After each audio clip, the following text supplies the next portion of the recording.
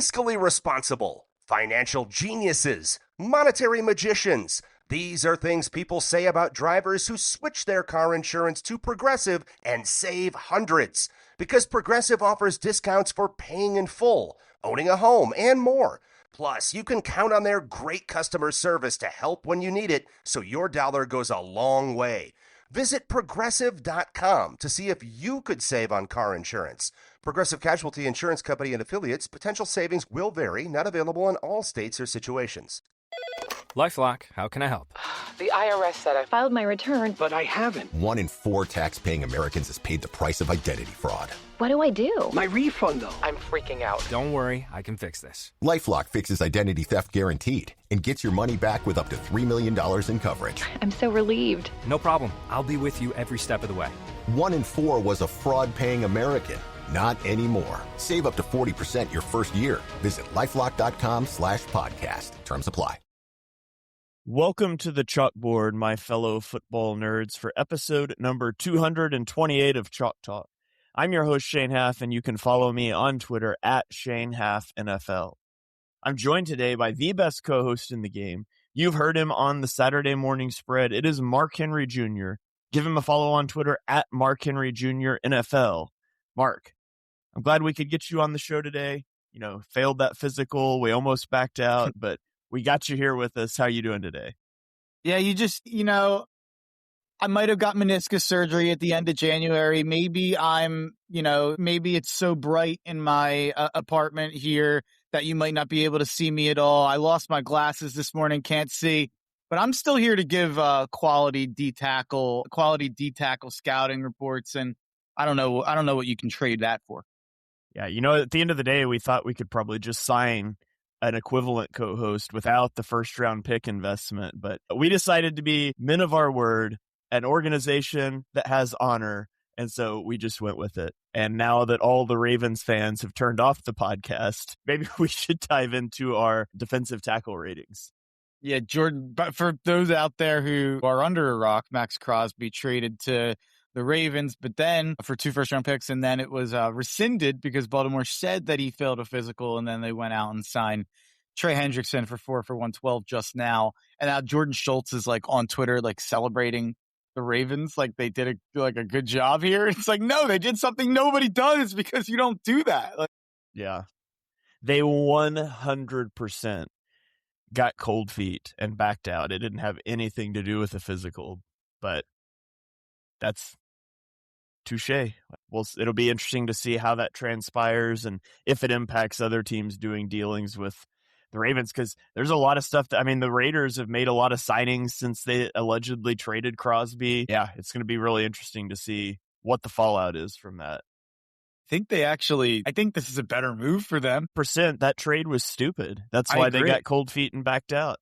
I agree. So I guess good job by them. But I did not like that trade for Baltimore. I think we've kind of talked about this. I think they have more holes than people think, and I think that they've got a lot to figure out in Baltimore on the O line, at wide receiver, maybe even still at on the D line. But yeah, I think they have more questions than you can trade 2 first-round picks for a guy.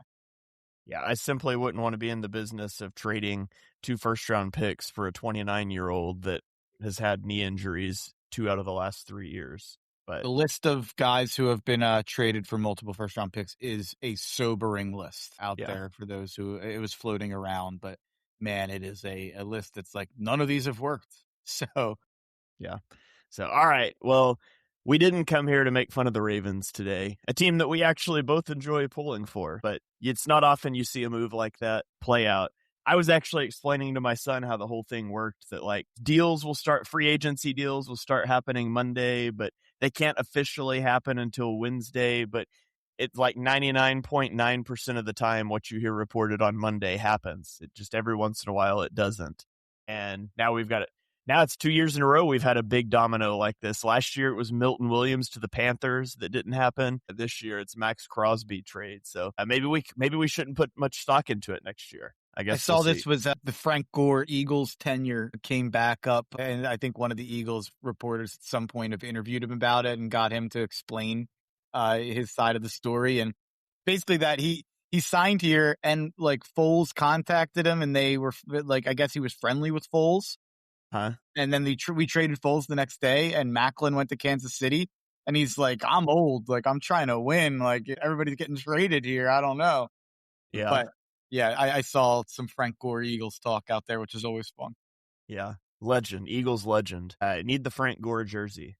But That would be all fun. right. Well, let's dive into our interior defensive line rankings. If you've missed some of our previous episodes, so far we have covered quarterback, tight end, and edge rusher. Today is interior defensive line. We're actually going to double dip this week. Friday morning, we're going to go live with our linebacker rankings. So trying to get a little bit ahead just in case we have a week we're not able to record or something. So lots of rankings. Birds of the Round Table is also doing their rankings. I think they're about to wrap up offense, and Mark and I will circle back and cover those. So lots of draft coverage here on the network. If that's your thing, be sure you check it out. But Mark, let's dive into defensive tackle rankings. Let me lead us off with my number one. He is number 3 on your board. It is Peter Woods out of Clemson. Woods is a 5-star recruit who committed to Clemson, and he made an impact pretty immediately for Clemson. He was a freshman All-American in 2023, second team All-American in 2025. He is 6'2", which is 22nd percentile height, 298 pounds, 69th percentile weight. He is 13th percentile when it comes to arm length, 84th percentile 40 time, and he is just a little over 21 years old. In 2025, he had a 3.8% pressure rate, a 0.8% sack rate, and a 10.7% defensive stop rate. When you watch Woods play, he has an explosive first step off the line of scrimmage, and he is really athletic. So he can shoot gaps with his snap timing. He can threaten blockers quickly on the interior, which when you talk about pass rushing from the interior, that's what you always want, right? You want that quick interior pressure. He's a guy that's pretty versatile in alignment. I think you can play him anywhere from a 3-tech. You could play him at a 5-tech. He has kicked out wider on occasion at Clemson, but I think that's kind of his sweet spot. He's got elite lower body strength, strong hands. He can absorb double teams and control the point of attack. Sometimes he can split combo blocks. That's not something that you're going to see him doing all the time, but he can do it on occasion. But when he's solo blocked, he regularly pushes offensive linemen backwards. He has the combination of power and movement skills to develop into a good pass rusher, but that's still a work in progress. Currently, his pass rush plan is really repetitive. He doesn't have a well-diversified package of moves. His shorter arms are going to impact his ability to disengage and impact the gap next to him against longer arm blockers. I also think he's got balance issues when shedding blocks. So a lot of times he can shed, but he ends up off balance and misses tackles. And then he did have a production drop in 2025. His pressure rate in 2024 was 9.9%. It dropped to 3.8 this year. His stop rate dropped from 12.8 to 10.7, and that came with an increase in volume. His snap count jumped from 335 to 562. And so I think it's fair to question if increased volume is going to impact his play, because it certainly seemed to in 2025. He's a guy that plays a little too upright at times and can get pushed off balance. And normally you hear that with taller prospects. He's kind of a shorter guy that still gets too upright. So I put a first round grade on him. I think he's going to fit best in like an even front as a 3 technique, but he's very much still a work in progress as a pass rusher, and you're banking on that being able to develop. This is a guy I've just been hearing about for so long. I feel like since the minute he was playing at Clemson, you would hear, future top 5 pick, future top 10 pick. And obviously he was a big recruit and played pretty quickly. And he's never lived up to it for me. And it's really as a pass rusher. He just is not developed enough as a pass rusher. And I think a big part of that, now that we know, is part of the measurables. So bad job by me. I thought I shared the screen already, but here we go for the video listeners out there. There it is. Peter Woods, that's his spider chart. And he's a guy who opted out of testing, which is always a red flag. But 34th percentile height, 31st percentile weight, 10th percentile wingspan, 5th percentile arm length, 7th percentile hand size. And with the lack of kind of sack production along with the concerning measurables, that's enough for me to kind of just be like, this isn't a first round guy for me. I mean, Shane knows in general, I think I kind of lean against the run focused D tackles who I don't have a lot of hope for in terms of the pass rush. I kind of am a little obsessed with pass rush at D tackle, but yeah, so that's why I'm a touch lower on Woods. I'll probably have him in the 30s. All right. So let's go over to your number one, Mark. He's number 3 for me. Talk to me about Caleb Banks. Polarizing guy, Caleb Banks. Banks' evaluation is muddled by the fact that he missed pretty much all of 2025 season to a foot injury. He did play 3 games, but I don't take any of that 2025 film into consideration. He broke his foot in the preseason and tried to come back and got hurt again. He just was not ready to play on that foot. All indications are that foot is all good. He's torn it up in the pre-draft process. I look at the 2024 tape and I am gobsmacked and beyond tantalized. He is the official Planet Theory Player of the Year for 2026, where it's just, you can't find many guys his size who move that well. 6'6", 327. He's a 9.84 relative athletic score with beyond elite explosion grades. Tall, well-built frame, long arms, huge hands. Spent 3 years at Florida after starting at Louisville. And in 2024, he posted 4.5 sacks, 7 tackles for loss, 29 pressures per PFF, along with 2 forced fumbles. And all of that, to me, may not do justice to how dominant he was on the tape in 2024. And he was a guy who also rose up in some of their bigger games against better competition. Banks fires out of his stance at the snap, shooting his hands into the opponents, sets them back on their heels, uses his length really well to keep linemen at bay, keep them at a distance. He's a nimble mover for his size. He shows surprising agility and lateral burst, gets his hands up, which is always something I love, to try to affect the passing lanes and knock down throws. Really aggressive, relentless motor, which can be used against him, especially in like misdirection. He definitely can get his pants caught down a little bit sometimes there. And as always with a tall fella, what does he do, Shane? He plays too high. And Shane knows I'm kind of forgiving with that for tall defensive linemen, because I think I'll take all the positives that being 6'6" brings as more important than maybe playing too high and losing pad level and leverage occasionally. So, and he needs to finish more consistently. There's absolutely, he'll get into the backfield. He'll have a shot at the quarterback or the ball carrier, and then he fails to bring them down. I know I've seen a bunch of different numbers for the stat, so I didn't want to quote the stat, but there are some concerns about his missed tackle percentage, especially in the run game. By the way, the finishing thing, that's also something I'm a little bit willing to be forgiving on when there's enough pressure and sack production in 2024 in a single season for a guy that Banks has. So I'm kind of willing to bet on a guy like that finishing more often than maybe a guy like Woods or McDonald or Miller. This is really just, I think, in a draft class that I think that this is a bad draft, and we've talked about that, and we'll talk about it more going forward. I'm starting to think we've overstated that in some ways, because I think once you're in the late first, second, third, I think it's the same as usual. But I think it's lacking top-end talent that at this point, it's easy to close your eyes and see becoming an all-pro. I feel like a lot of drafts we have 20 to 30 guys. We're like, man, if it pans out well. In this draft, I don't know how many guys have a higher upside than Caleb Banks. If Caleb Banks hits that upside and becomes the pass rusher that I think he really showed flashes of in 2024, then we're talking about a guy that could, I think, pretty easily turn out to be the best player in this class.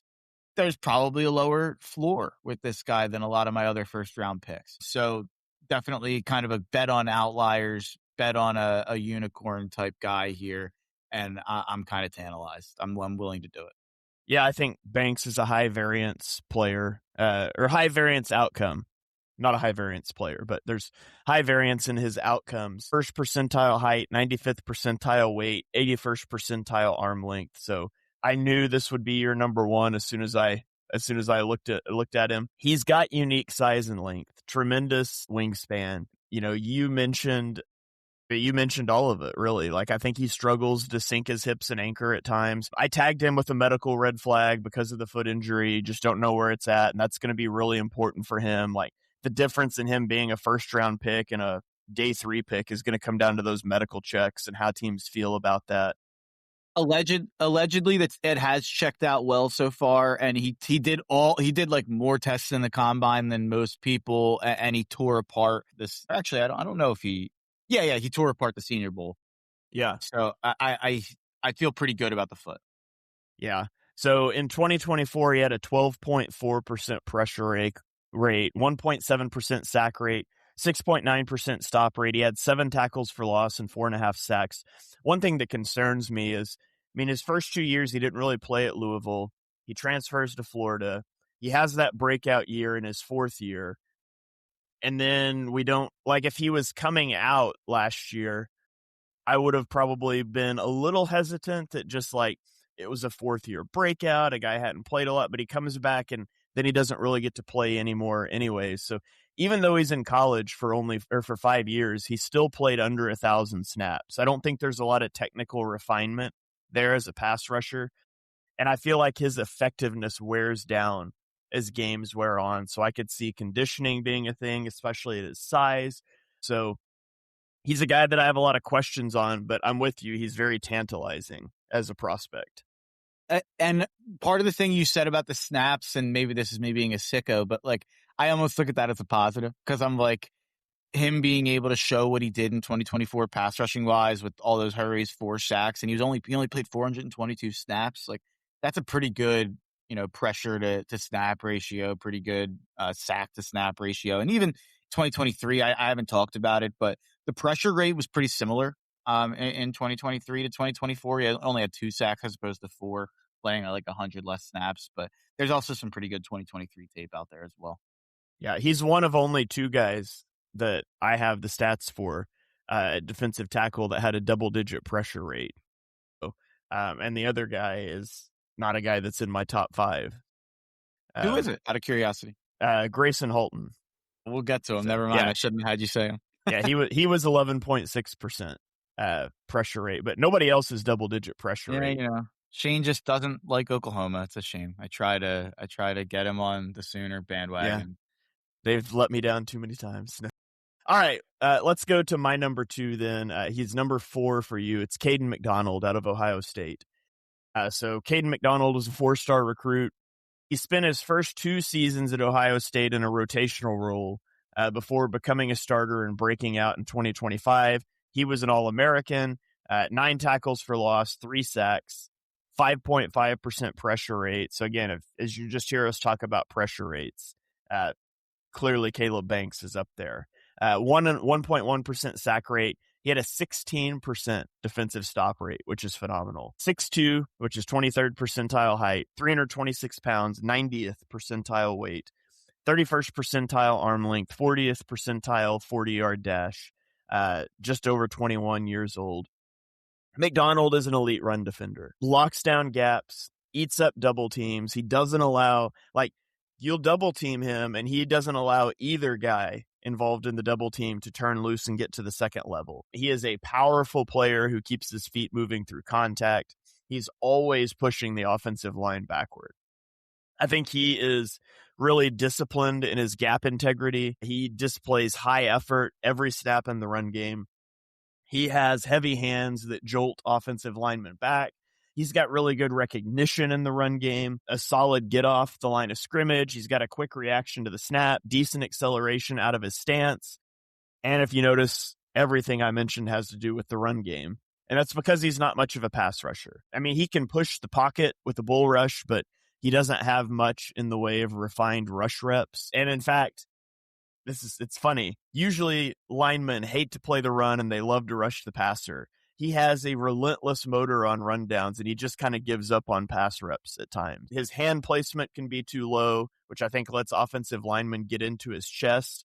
That's exacerbated by his shorter arms. He can get too upright out of his stance at times, which I've said about everyone we've talked about so far. He also narrows his base at times, and that causes him problems. This is a guy, I put a first-round grade on him. I think he fits in any sort of a 2-gap or a gap and a half scheme as a guy that's playing inside, anywhere from a 0 tech to like a 3 tech. But if you're a team that's going to be +1 in the box, Caden McDonald should not be a guy you even remotely consider in the first round because his superpower is stopping the run. He is a less athletic Jordan Davis, essentially. That's kind of what you're looking at. And Eagles fans have seen the path for Jordan Davis. Obviously, he just got paid big money. Still not a good pass rusher. Still, I got some pushback for mentioning that, but people saying that he improved there. But Jordan Davis ranked 8th among defensive tackles in pressure rate last year. So he's still not a pass rusher. And that's fine because he's a key cog that makes the Eagles' defensive structure work. But this is not a guy you just draft and throw out there for 3 downs. This is a guy that you have a plan for to solve problems for you in the run game. And if that's your expectation, I think he's going to do it really well. Yeah, I'll talk about the Jordan Davis thing in a second. But Caden McDonald, I don't even feel the need to add too much. Shane covered it all there, said it all. Elite run defender. I don't think he will ever be a pass rusher. So I feel very comfortable saying he's a second-round pick for me. And if you're out there and you say, all I need is a defensive tackle who's going to plug a hole and stuff the run, he's your guy. Take him at 22 for, whatever pick that is that you think is worth it. I'm going to have him probably in the 30s or 40s, but it's not. He's an elite run defender, and he will be in the NFL. So maybe he should be higher just because he's going to be a safe player who has a spot in the league. On the Jordan Davis thing, I typed out a tweet, quote tweeting your tweet about the replies to the tweet, and I was like, you know what? I don't want to do that right now. It's like I would support Shane, and I was like, I've been in enough Jordan Davis battles over the years, and people are really weird about Jordan Davis, just to be honest about it. And that's fine. People love him, and he seems like an awesome guy. So I understand why people seem to love him so much and defend him so wholeheartedly. But there are people who would tell you, this contract proves that he was the right pick over Kyle Hamilton. So there's not a lot. Shane's right in everything he said about Jordan Davis as a pass rusher still. And I would say, I think he was probably the 3rd most valuable defensive tackle in our room last year. I do disagree with that, but relative to, because Jalen Carter missed so much time, it's probably not fair. Ojomo was probably more valuable last year. I don't know if I'd agree with that. I think he had a really good year last year, and I was fully on board with paying him. I was just surprised at what the number was. I didn't think it'd be that high. I thought he was looking more 21, 22 million-ish, not 26. Yeah. So that's what surprised me. I agree with you on that. I think there's part of this is the cap has jumped from 2018 to now. The cap is double what it is, and while I know it's not linear, like that doesn't mean a tight end who made $9 million in 2018 should make 18 now. Doesn't mean everybody's contract just doubles because QB contracts have grown at a rate that is so much higher than the rest of the positions that it actually means that for the rest of the positions, the piece of the pie is probably only grown by a certain. This isn't an interesting conversation. I won't dive too far into it, but we do as like a NFL society probably need to adjust what we have in our head as like contract benchmarks for guys. Cause I feel like every contract that came out this week was like, man, that's high. And it's like, yeah, like the cap's higher. But the Jordan Davis thing, I think does go beyond that, like even beyond the cap jumping. And I think us expecting 21 or 22 was already factoring that in to me. So this goes even beyond that, but yeah. Yeah, and if you are interested in the cap stuff and would like to hear some more on the Jordan Davis contract, we just posted a cap class on the podcast feed. It's also on the YouTube channel. There's some graphics if you'd like to see that. But a couple of guys from the Eagles Film Room Patreon that are really big into the cap stuff, they kind of walked through that contract and projecting out what it looks like and talking about the implications. So it's a short episode, about 15 minutes. You can go check that out as well if you want some more on that. I think I got that one posted out last night. Okay.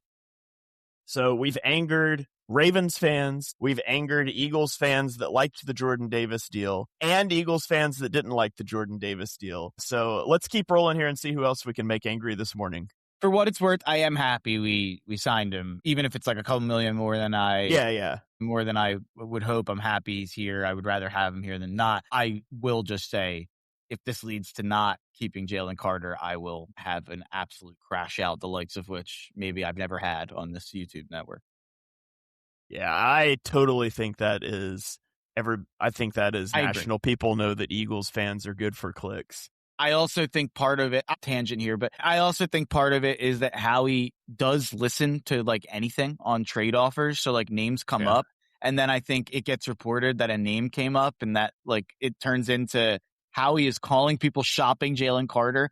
And what I think probably happened is he was in a conversation for maybe Max Crosby or a player like that. And the Raiders probably threw out Jalen Carter and we were like, okay, let's consider it, and didn't just outright shoot it down. And then that becomes what it becomes. Yeah. I mean, hey, if you want to send me Max Crosby and Brock Bowers and a first-round pick for Jalen Carter, I'm probably going to do it. But so, okay, let's see. We did my number 2. Let's do your number 2, Mark. Number 2, he is number 5 for me. It is Lee Hunter out of Texas Tech via UCF for 3 years. Talk to me about Lee Hunter. I really like Lee Hunter. Even before going through stats and film, this was a guy who, and Shane knows I have these guys every year, and maybe I get a little, blanking on the word, maybe tunnel vision on them because I'm so impressed with them throughout the year. But this was a guy who just jumped off the screen all year to me at Texas Tech. Texas Tech, for those who don't follow college football, one of the more surprising teams. I guess not. They had preseason buzz, but they went to the playoff, won their conference. All year, there was so much focus on the D-line and the front seven. They have a big booster, big oil tycoon in Texas. He spent all this money basically to make Texas Tech relevant. And the main way that they did that was on the trenches, on the offensive line, and even more so on the defensive line and front seven. And that carried them to a conference title win, a playoff berth. And that focus was, of course, on David Bailey, who's probably going to be a top 5 to top 10 pick. That focus was on Joey Rodriguez, who was a sneaky Heisman candidate. And then even to a lesser extent, that focus was on the other edge, Romello Height, because he was getting more sacks. It felt like often Lee Hunter was the one who went under the radar. But to me, I think there's a real deal chance he's the best player of the bunch from that defense in the pros. And, you know, who would I take right now to be a better player? I have David Bailey ranked higher, so David Bailey. But if you told me in 3 or 4 years, you know, Lee Hunter just signed a bigger contract than David Bailey is actually a more regarded player, would not surprise me whatsoever. He's 6'3.5", 318. Unfortunately, did not test well with a 3.72 relative athletic score. This guy's not here to win any beauty contests in the underwear Olympics. He's here to punch you in the face and play some football. Yeah, on the combine, Lee Hunter should fire his agent already. I know. I said the same thing. If you're going to come out and get a first percentile vertical leap, you got to know that. How are you doing that event? Like, people do skip events all the time in the combine. Like, you don't just accidentally get first percentile vertical, 18th percentile broad jump. If he got injured or something running his 40 and that's why it was low, they should be pushing that out there. And if not, like, if this was the expected performance, just don't do it. And so many people didn't do stuff this year. Less than ever would you have to worry about like an agent or a prospect being like, ooh, are people going to crap on me for not doing it? And nobody's working out. Everybody's skipping certain drills. Yeah, it's so annoying. But anyway, he may not have a ton of sack production, but he's absolutely disruptive as a pass rusher, in my opinion. So it's not like this guy, like a Caden McDonald, who I view as a full-on zero as a pass rusher. He transferred to Texas Tech after a few years at UCF and posted 2.5 sacks, 10.5 tackles for loss, a forced fumble, adding 25 pressures and 16 stops. Great off the snap, fires out of his stance, will push you back into the pocket, rushes with a low man attitude, out leverages guys, drives them back off their spot. Relentless motor from the snap to the whistle. Good lateral range for such a big guy. They call him the fridge. So seeing a fridge move like that is impressive. Really good at stiffing out screens. Pretty instinctual, high IQ player. Good at getting his hand up, which is something I've already said about a couple players, but I love that. I love him. Even if he doesn't knock the ball down, he's trying to obscure the view for the quarterback. Very sure tackler. Missed just 4 tackles in 2025. I think some view him as a run-specific guy, like a rotational run defender who won't be in for passing downs.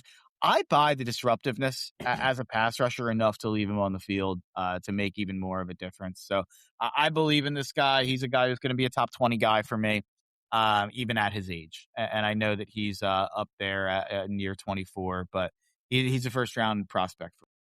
Yeah, so I have a hard time with the pass rush part of it. I don't really buy him as a pass rusher.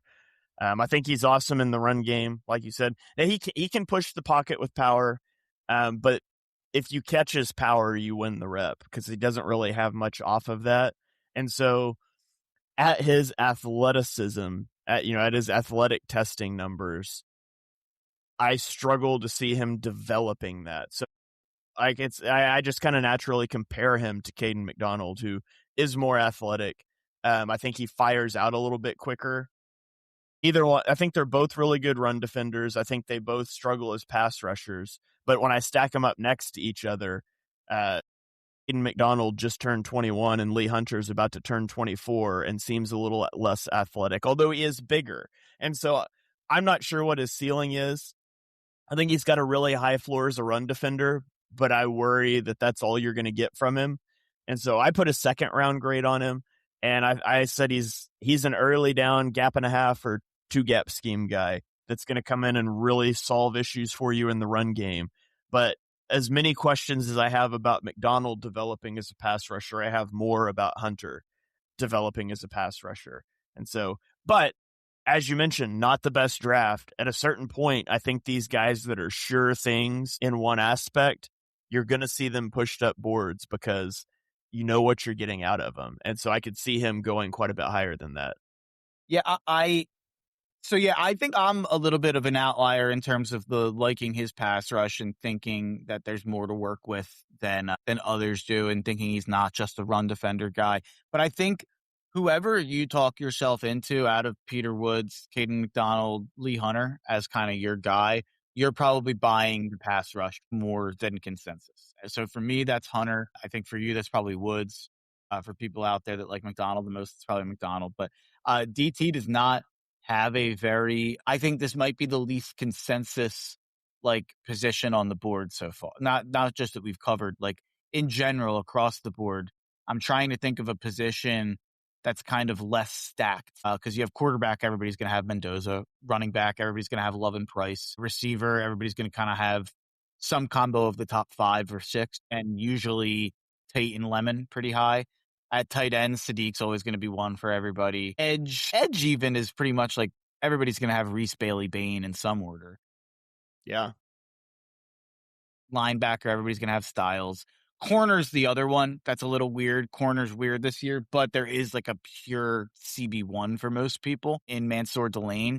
So yeah, D-tackle, like I've like, for instance, I mean, just look at my list and look at your list, go look at PFF's list, go look at McShay's list, go look at Jeremiah's list. Like every list you look at is going to be massively different, which I think is fun. Yeah. This is not a good year to need an impactful rookie defensive tackle. Oh, well, unless you're just talking about the run game. There's several of these guys that'll step in and be impactful in the run game. But if you're like, an even front team that needs to go rush the passer from the interior, this is not your year because I don't think there's a guy that steps in and makes that immediate impact. Caleb Banks could, but there's also a scenario that he's more of a project than a guy who can step in right away. Yeah. So, okay, let's go to my number 4, I think. Yeah, my number 4, and then we've got your number 5 to close out our top 5. So my number 4 is not in your top 5. It's Christian Miller out of Georgia. 5-star recruit, only played 229 snaps across his first 2 seasons combined, but he played 350-plus snaps each of his final 2 seasons at Georgia. He's 6'4", 321 pounds. That's 62nd and 93rd percentile, respectively.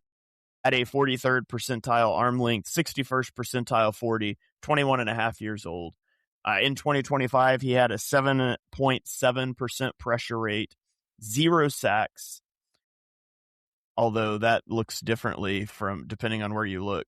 But I think that's postseason, and the 0% sack rate excludes postseason. 7.1% defensive stop rate. He's got a quick burst off the line of scrimmage, and I think it shows up most when he penetrates gaps or when he slants and stunt packages. He flashes a push-pull move and a club/swim counter move that translates into interior pressure ability, and he has a power rush that can collapse pockets. So he has some tools there that I could see you working with. generates knockback ability with heavy hand strikes. He's got a strong lower body.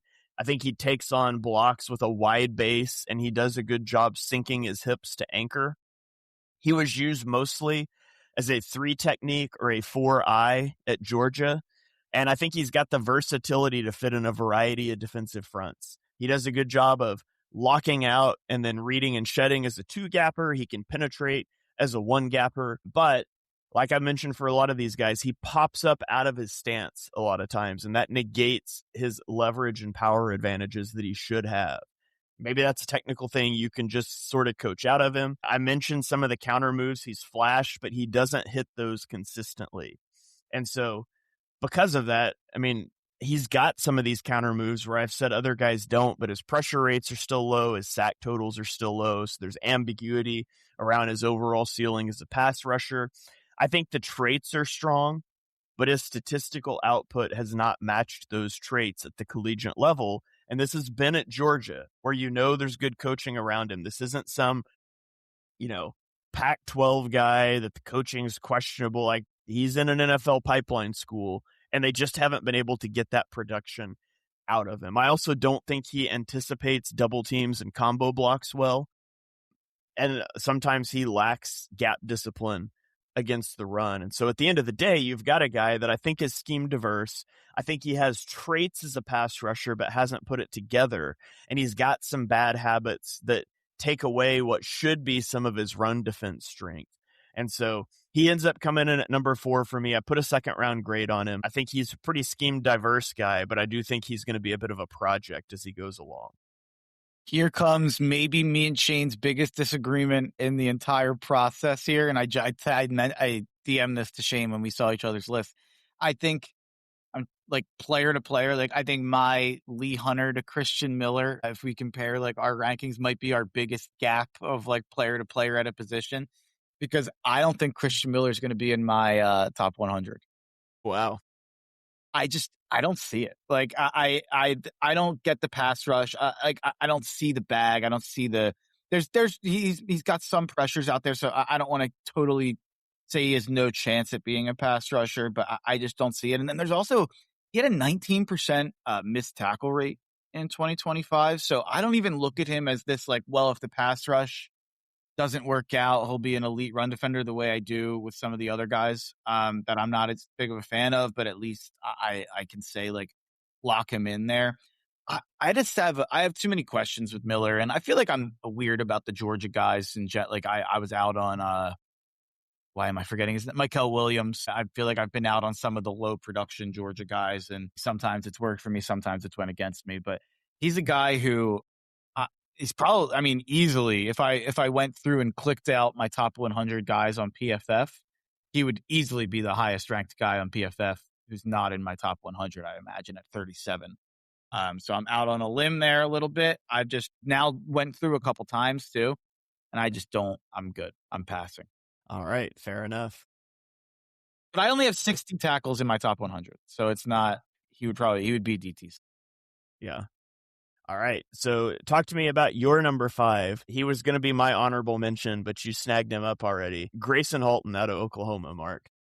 Grayson Halton, this is turning into my guy. 6'2.5", 293, a 9.7 relative athletic score, 36.5-inch vertical, is in the 99.5% historical percentile for D tackles.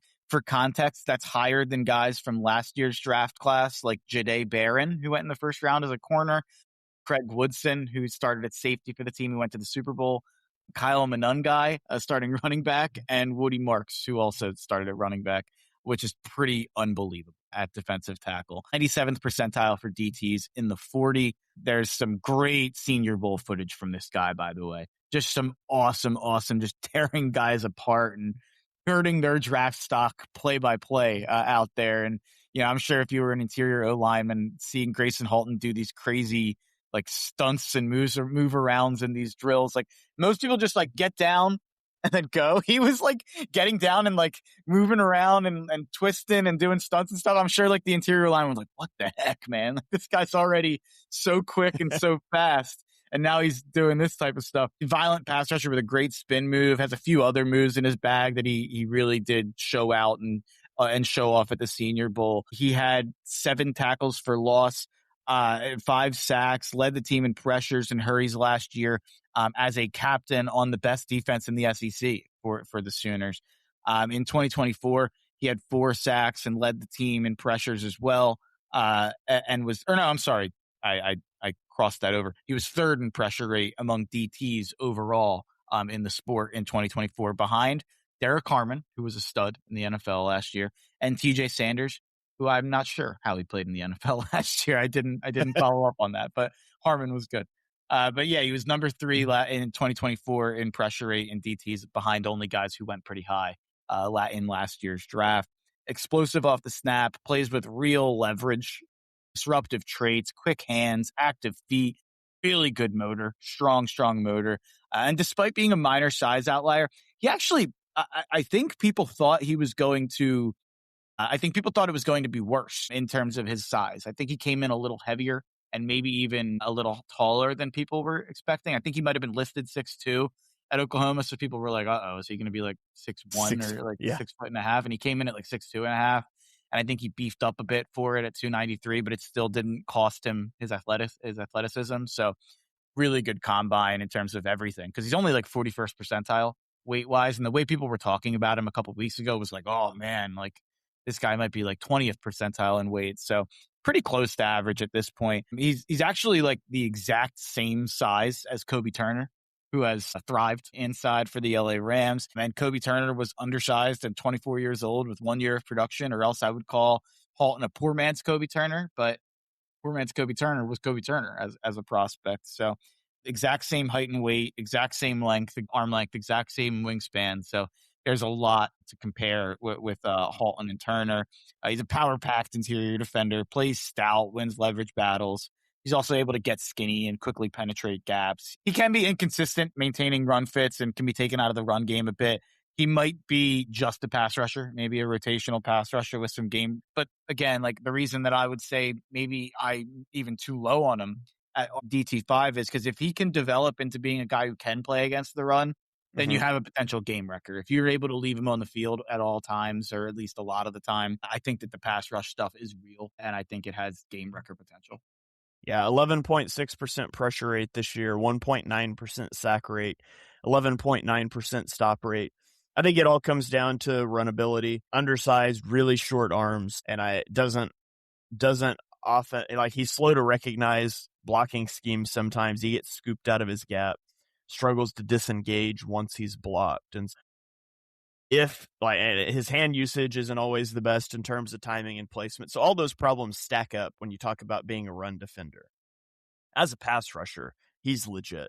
And so I pegged him as an undersized 3-technique pass rush specialist. And, you know, if he can become a passable run defender in the NFL, I think he's going to be a really good player. If not, then you start getting concerned about usage. Can I only play this guy on 3rd and long, like in obvious passing situations? Or what do I have to do schematically around him to be able to put him on the field in case it's a run? Does his pass rush ability offset that? And so he's a good player. He's a fun player. I think everything about him is going to come down to fit, where he lands, and what his ceiling is as a run defender, which is the complete opposite of most of these guys we've talked about, where they're great run defenders. And it's like, man, I don't know if they can rush the passer. Grayson Halton is the exact opposite of that.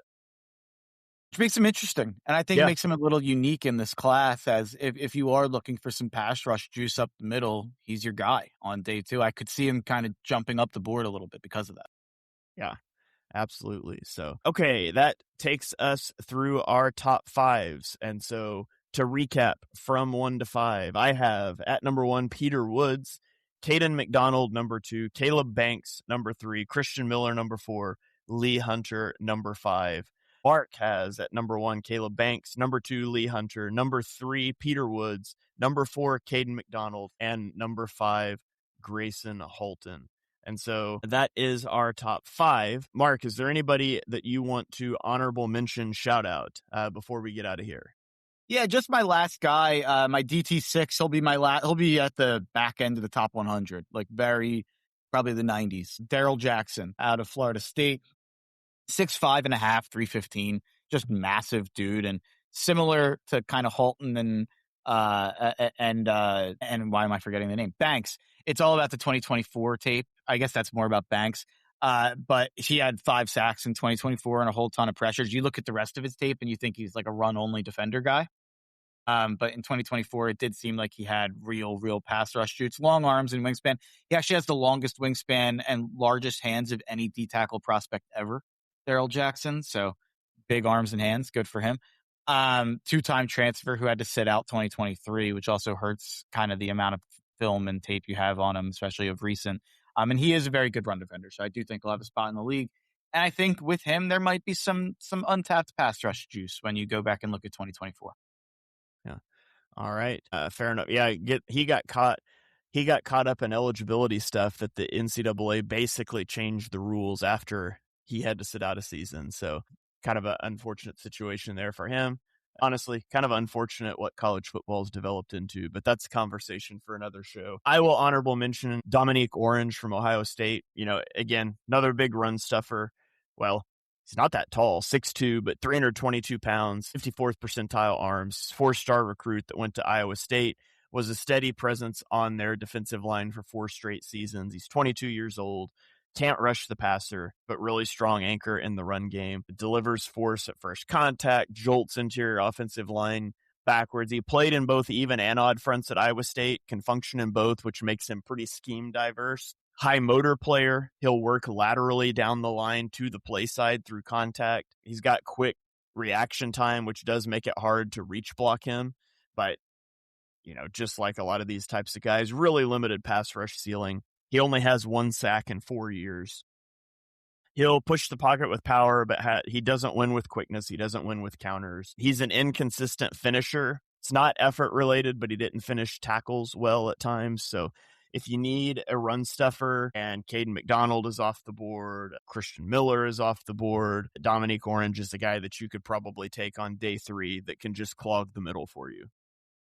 One more name to throw out there is Caleb Proctor. He's not in my top 100. And honestly, I haven't dove deep enough into him yet to give a full evaluation, but he played at Southeastern Louisiana last year, not related to Caden Proctor, even though he has a K in his first name and his last name's Proctor. But he had 9 sacks and 26 hurries last year, and he tore up the combine. Really did well at the combine. Ran the fastest speed of any D tackle at the combine. And little weird stat out there. Proctor and Grayson Halton both are top 5 all time in D tackle top speed in terms of miles per hour. The other 3 have all happened in the last 3 years, and Kalijah Cansey, Dante Stills, and Braden Fisk. They've all started 20 plus games in the NFL. So weird little stat there that maybe that top speed for defensive tackles might be I'm kind of getting obsessed. This might be the downfall of me this year. I don't know if you follow Adam Carter Impact. I think it's Impact data, Impact CFB data. If you type in Adam Carter, it's a good follow for anyone out there. He does a lot of these. I'm trying to find an example so I don't sound like a moron. Okay. Yeah. Like right here, like the only power 4 wide receiver prospect since 2018 with a yards per route run versus man greater than 3.75, a drop rate lower than 4%, and a contested catch rate of above 50% in at least one college season.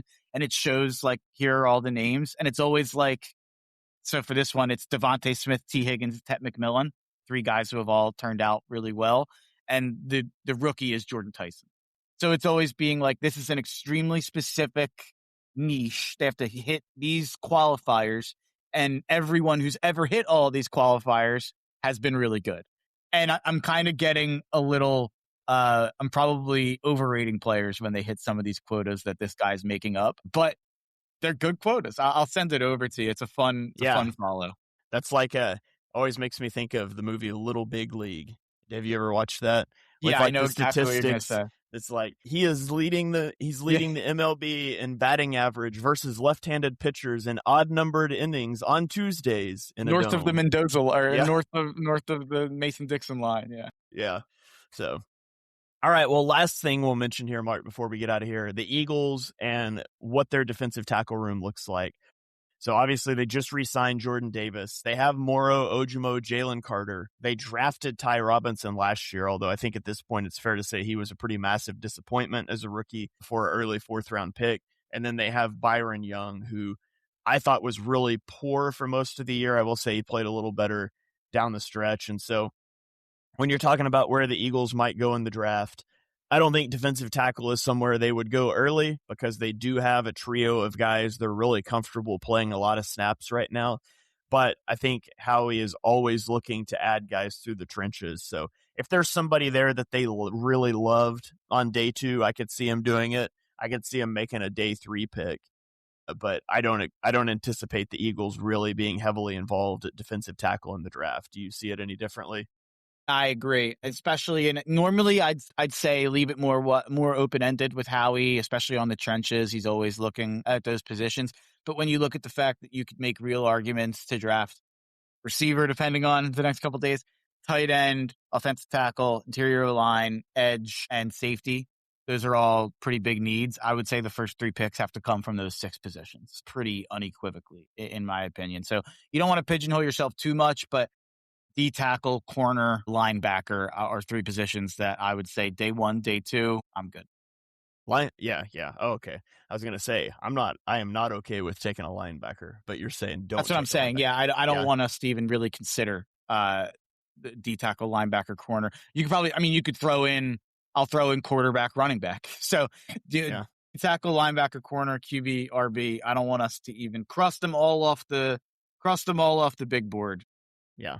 Especially now that the Eagles have added safety as a huge need with Reed Blankenship leaving. But we'll get to that maybe when we get to our defensive back one in a couple of weeks. I agree with you, by the way. Yeah. I thought that was wild when that deal got announced. TJ Edwards.